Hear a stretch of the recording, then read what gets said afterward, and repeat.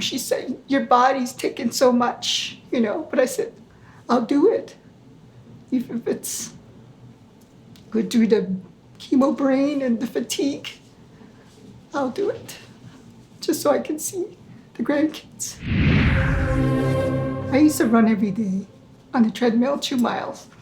But one day I felt this knot on my side, on my left side. So I used to complain, say, I think I have like an alien growing in my, inside. Then he's like, maybe it's a cyst or something. You need to get it checked. So I said, okay. But we went to, we had a trip going to San Francisco that time. So we went and did that. So anyway, I got the appointment going for after I got back.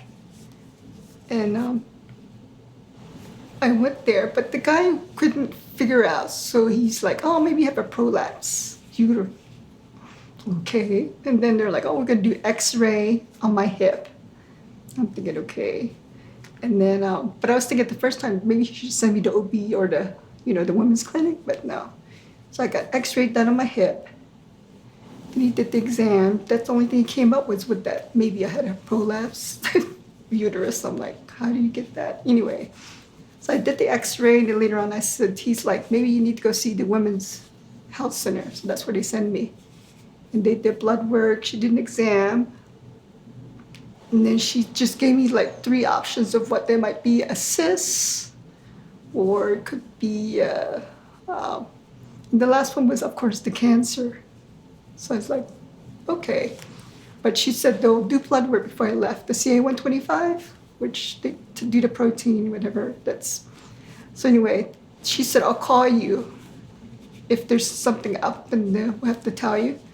If not, then don't worry, come back to the appointment that later on that week. So what she do, she calls me. And I'm like, uh-oh. So I went there, and she tells me, well, your blood level, the blood work was high. It was at 2,200. And I'm like, what does that mean? That means that you have cancer. Ovarian, of course. But everything just flies. You get that? Oh, I remember her talking.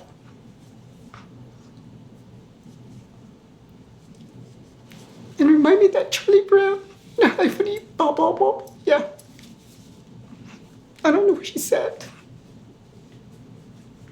But I remember her telling me that they'll have to send me to Providence to see Dr. Hope. Like, her name is Dr. Hope. I said, that's a cool name. So she set me up with her on a Thursday. And I saw Dr. Hope. That was the most nerve-wracking. But I saw her, and I thought she asked us everything, did another exam. So she said, well, we're going to have to do surgery on Monday. So it's supposed to explain everything, hysterectomy, the whole. It sounded scary, but I figured you got to do it. And I got in at noon. I woke up, I think it was like midnight. I thought it was noon the same day. So when I woke up, I said, what time is it? She said, oh, it's 12 o'clock.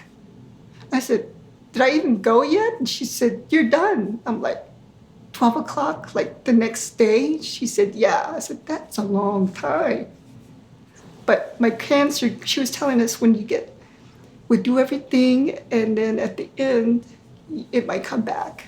Sure enough, mine came back every time. You'll come back. 1 year was long enough time to get my hair to grow back. I was thinking, I got hair. And then, of course, you start feeling that, the numbers, you have to do like blood work every 3 months. And that's when I always look for the numbers. It keeps going up. It goes down away to 8, which is usually the lowest.